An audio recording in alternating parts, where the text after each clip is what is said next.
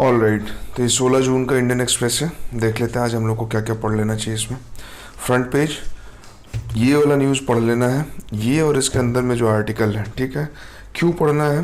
Fundamental right, article 19, freedom of speech and expression, right to dissent, और state का responsibility to maintain law and order and security of the nation, ठीक है, integrity of the nation. तो misuse of UAPA act, misuse of terrorist laws या फिर use of terrorist laws, तो इस पे कोर्ट का क्या कहना है, ठीक है।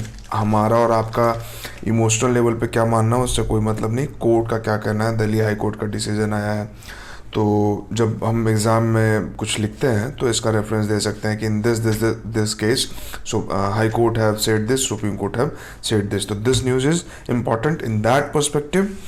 Apart from that, no any great news on front page from the perspective of examination। Galwan valley वाला तो ये तो मैप मैंने पहले भी बोला है, मैप देख लीजिएगा कि इंडिया चाइना बॉर्डर पे जो भी आप इंपॉर्टेंट चीज़ें मैप कर सकते हैं, ठीक है। चाहे वो पास हो, चाहे वो बुद्धिस्ट मोनास्ट्री हो, चाहे वो कोई पीक हो, तो हम उसको देख लेंगे, ठीक है, एटलस में। ओके, अंदर में ये इसको पढ़ना बहुत खास, आपने फ्रंट में पढ़ लिया, पेज नंबर 2 में पढ़ लेना है। ये तो फिर अपना अपना पर्सनल ओपिनियन है सबका, तो अंदर में जो आर्टिकल दिया हुआ है बस उसको पढ़ेंगे, उससे काम चल जाएगा। हमें उसमें से केस निकालना है और कोर्ट का जो स्टेटमेंट है वो निकालना है, ठीक है। तो पेज नंबर 5 है, पेज नंबर 5 में भी कुछ खास नहीं है। पेज नंबर 6 नहीं है, पेज नंबर 7 नहीं है कुछ खास, ठीक है। और इसके बाद आ जाते हैं मेन एडिटोरियल पेज पे, ठीक है। तो इसमें मेन एडिटोरियल पेज में जो पढ़ना है हमें, देखिए, when jail is the rule, okay. तो ये सरकास्टिक स्टेटमेंट लिखा हुआ है, bail is the norm and jail is exception, ठीक है, ये कोर्ट के द्वारा कहा जाता है। तो उस पर ये आर्टिकल है, इस आर्टिकल को पढ़ लेना है। मोरल हाई कोर्ट, इसको भी पढ़ लेना है, ठीक है। ये सब सिमिलर है, आज आया हुआ है, आज इसको पढ़ लेंगे, कंसोलिडेट हो जाएगा, बार बार नहीं पढ़ेंगे। जब इस पे कल फिर आएगा, परसों फिर आएगा, नहीं पढ़ेंगे। हुज एलजेपी, ठीक है।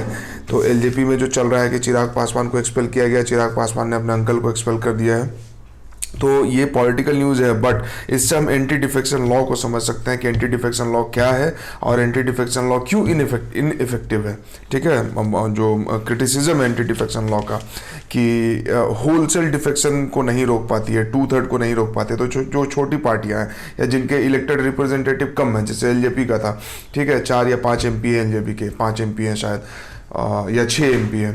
तो 6 MP हैं तो 2/3 को डिफेक्ट करना बहुत आसान है। जैसे 100-50 ऐसे MP हो तो उनको डिफेक्ट करना मुश्किल होता है कि 2/3 एकदम डिफेक्ट हो जाए। 4-5 है तो वो डिफेक्ट कर सकते हैं। तो this is the loop hole in anti defection law, ठीक है, कि लोग अपने पर्सनल बेनिफिट के लिए डिफेक्ट करते हैं, ठीक है। तो इस केस से हम उस चीज़ को समझ सकते हैं। इसके बाद फिर ये ऑर्फन वाला है, तो ऑर्फन वाला वीडियो आप देख लीजिए, पहले का भी बना हुआ है।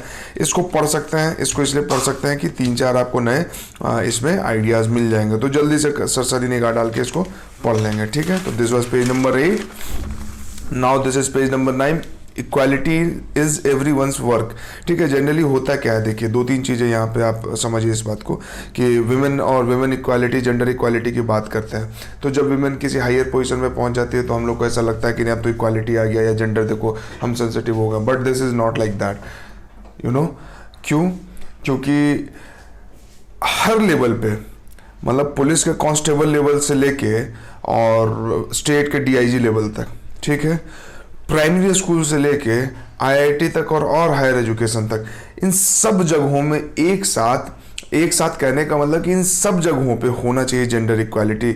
ऐसा नहीं कि कोई विमेन प्राइम मिनिस्टर बन जाए, कोई विमेन प्रेसिडेंट बन जाए तो हमें ऐसा लगे कि नहीं जेंडर इक्वालिटी हो गया। नो, दैट इज़ ओनली मतलब टॉप लेवल पे है, बट और हर जगह पे नहीं है। और अगर हम और आप मिडिल और लोअर मिडिल क्लास से, रूरल बैकग्राउंड से बिलोंग करते हैं, तो वी हैव सीन दैट कि जेंडर डिस्क्रिमिनेशन क्या होता है, ठीक है। उस समय नहीं समझ में आता, धीरे धीरे अगर उसके बारे में सोचते हैं तो पता चलता है।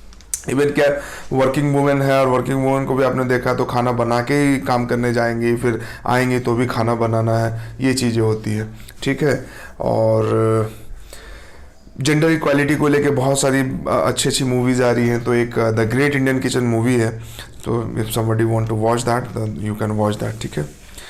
इसके अलावा ये एक जज को लेके है, इमरजेंसी के टाइम पे जिन्होंने मतलब कि जो पावर है उनके सामने अपना फिल्म स्टैंडिंग मेंटेन करके रखा था। तो if you want then you can read this, otherwise you can skip this.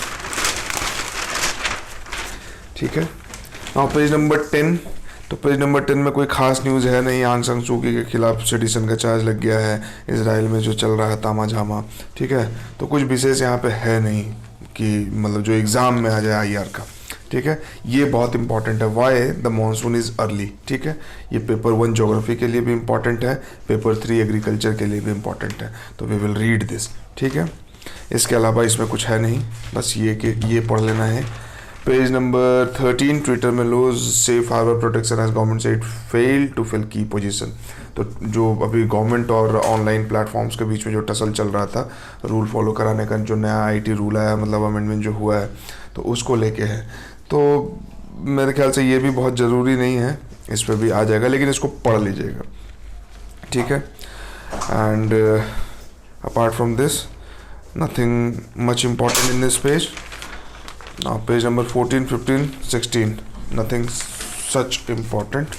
तो यही था आज का सबसे इम्पोर्टेंट, वही एक तो ये और इससे रिलेटेड जो अंदर में आर्टिकल है, और दूसरा मॉनसून का जो अर्ली मॉनसून है उसके लिए। Thank you.